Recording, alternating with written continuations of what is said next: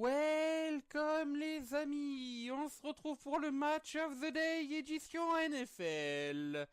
En effet, à partir de maintenant, les résultats donc de la NFL ne se feront plus sous un format résultat justement, mais sous un format Match of the Day, un peu comme donc ce que vous fait Sioni Jean avec le foot. C'est-à-dire que nous débrieferons un des grands matchs de cette semaine en NFL ou le match que j'ai regardé si j'ai pu regarder qu'un seul match. Et ensuite, je ferai une petite partie tout à la fin de la vidéo dans laquelle j'énumérerai les autres résultats de la semaine et dans lequel je vous dirai bien sûr ce qui va se passer la semaine prochaine, enfin du moins les matchs qu'il y aura la semaine prochaine et le match que l'on débriefera ensemble bien sûr aussi la semaine prochaine. Voilà, et donc cette semaine nous allons parler de match entre les 49ers et les Atlanta Falcons. C'était un match du dimanche soir, je crois, à donc 4h chez eux, 22h20, 22h à peu près chez nous. Ça se déroulait au Levi's Stadium. Entre donc, comme je l'ai dit, les 49ers avec un nouveau quarterback, Blaine Gabbert, et les Atlanta Falcons.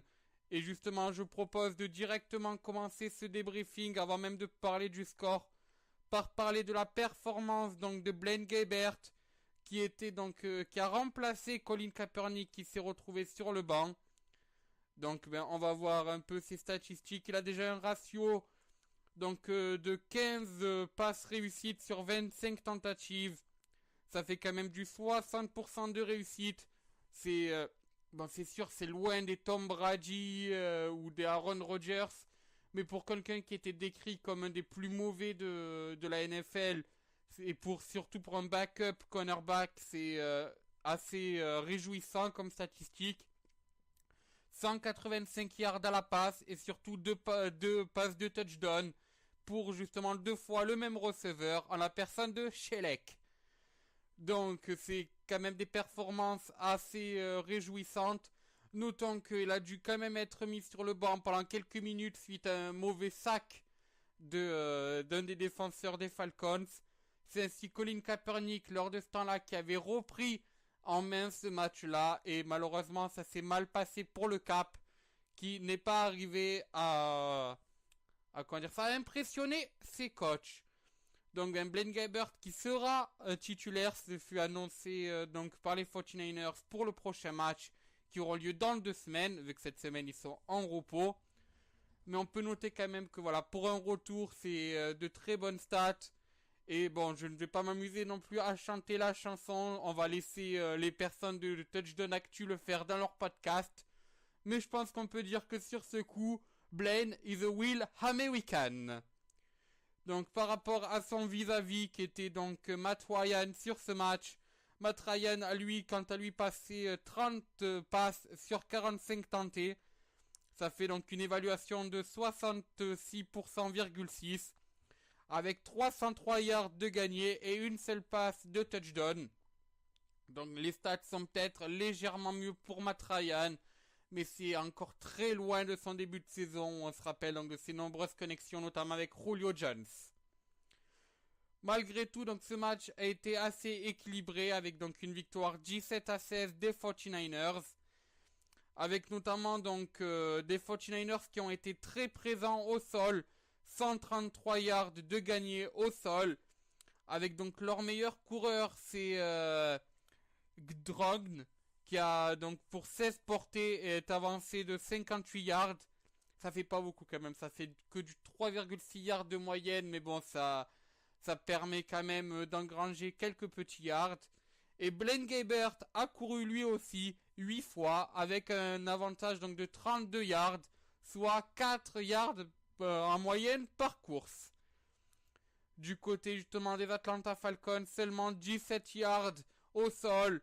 Devontae Freeman avec donc 12 portées de 12 yards.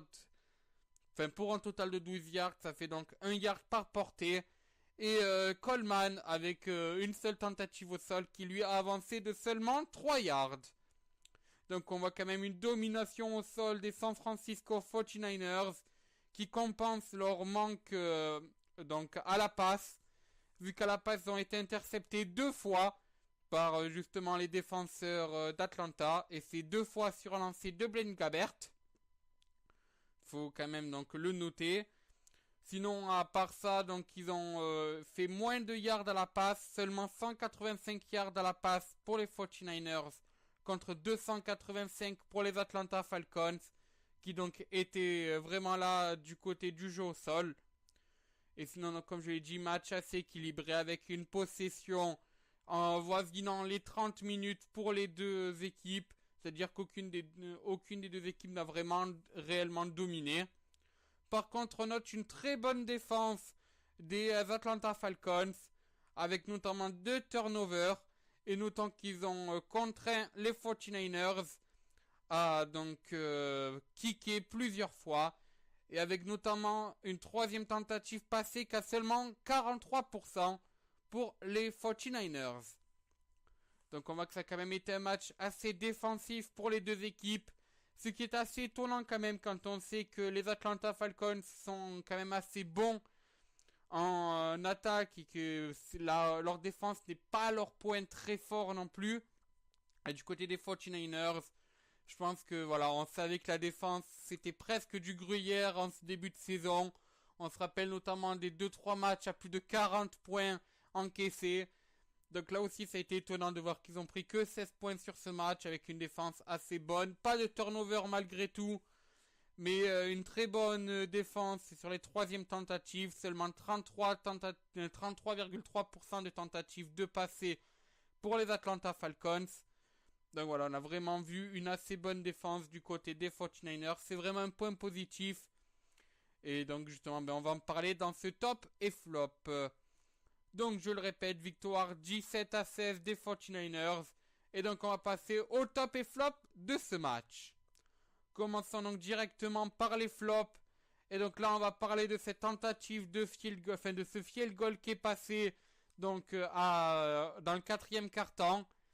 Alors donc les Falcons étaient menés de 4 points à 3 minutes de la fin environ. Ils se retrouvent donc dans le camp des 49ers avec une quatrième tentative avec seulement 1 yard à passer. Et au lieu d'essayer de tenter cette quatrième tentative et de potentiellement marquer donc le touchdown qui leur aurait permis de gagner le match, ils décident de tenter un field goal.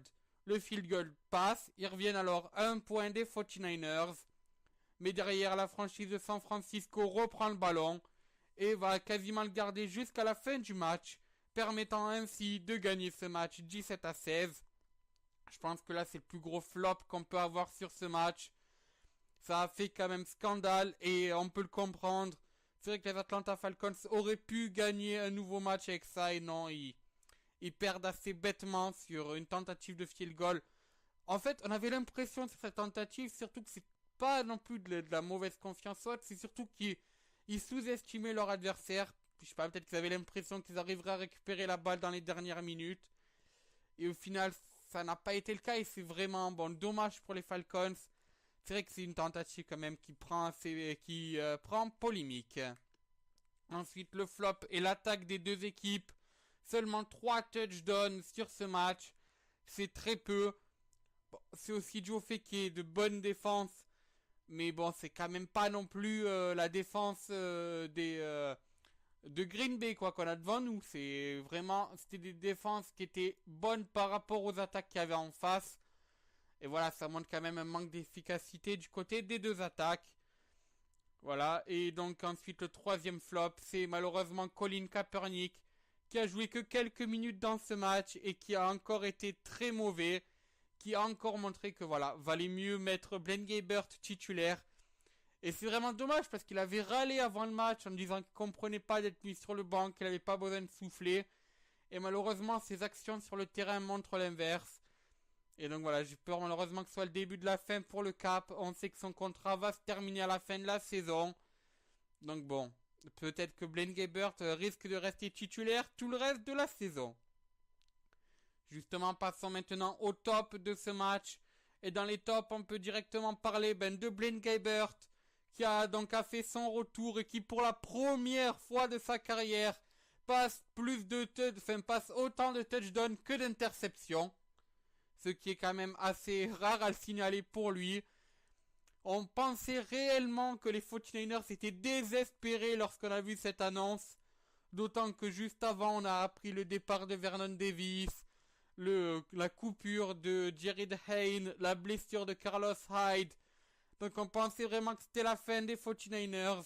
Et au contraire, le retour de Blaine Gabbert fait du bien. Avec donc ces 2 touchdowns en direction de Chelek. Qui permet donc aux 49ers de s'imposer. Donc assez bon top quand même. Du côté donc des 49ers avec ce retour de Blaine Gabbert.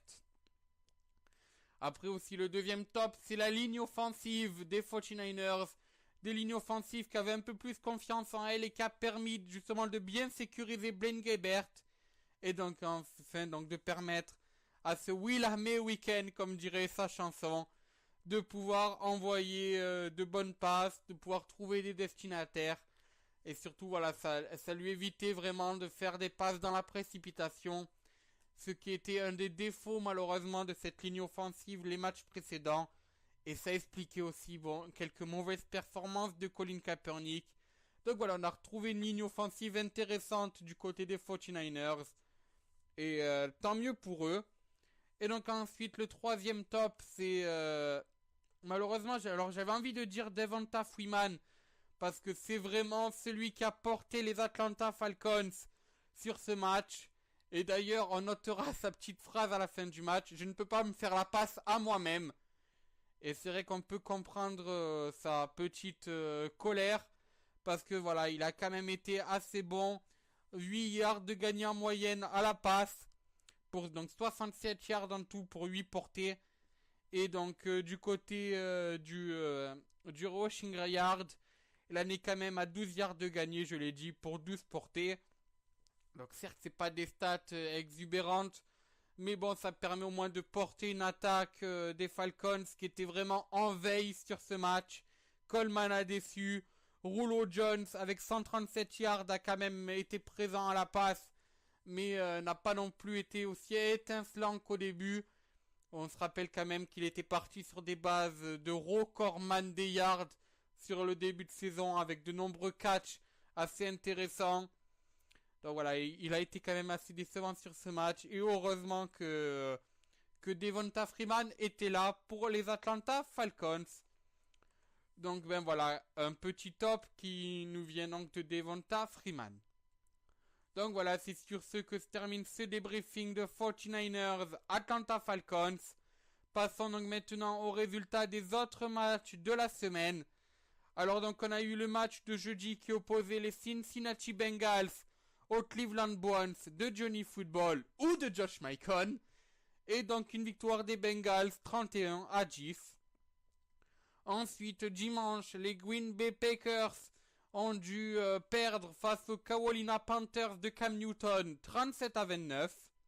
Les New England Patriots ont quant à eux fait un match correct face aux Redskins 27-10. Les Saints ont perdu face aux Titans avec le retour de Marcus Mariota 37-28. Marcus Mariota nommé joueur offensif de cette semaine.